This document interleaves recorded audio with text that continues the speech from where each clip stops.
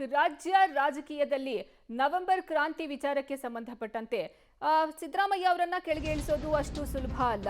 November ಕ್ರಾಂತಿ ಆಗಲ್ಲ ಅಂತ ಶಾಸಕ ಯತ್ನಾಳ್ ಹೇಳಿರೋದು. ಕಾಂಗ್ರೆಸ್ ಸರ್ಕಾರದ ವಿರುದ್ಧ ಜನಾಕ್ರೋಶ ಹೆಚ್ಚಾಗ್ತಾನೆ ಇದೆ.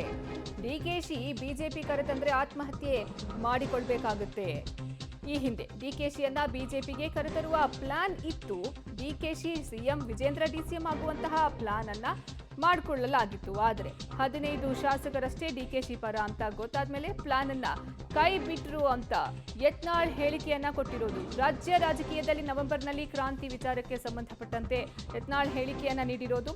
ಸದ್ಯ 15 ಶಾಸಕರಷ್ಟೇ ಡಿಕೆಶಿ ಪರ ಇದ್ರು. ಹೀಗಾಗಿ ಡಿಕೆಶಿ ಬಿಜೆಪಿಗೆ ಕರೆತರುವಂತಹ ಪ್ಲಾನ್ ಅನ್ನ ಅಲ್ಲಿಗೆ ಕೈ ಬಿಡ್ಲಾಯ್ತು ಅನ್ನುವಂತಹ ಮಾತನ್ನ ಹೇಳಿದ್ದಾರೆ.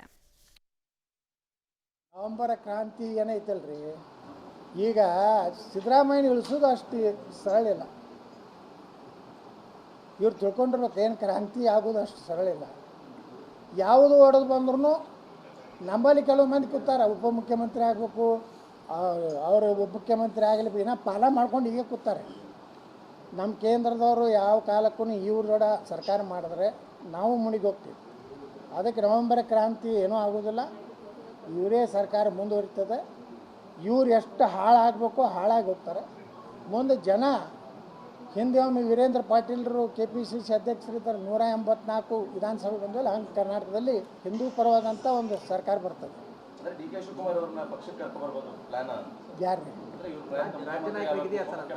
ಆ BJP ಕರ್ಕೊಂಡು ಬಂದು ಆತ್ಮಹತ್ಯೆ ಮಾಡ್ಕೋಬೇಕಾಗಿತ್ತು.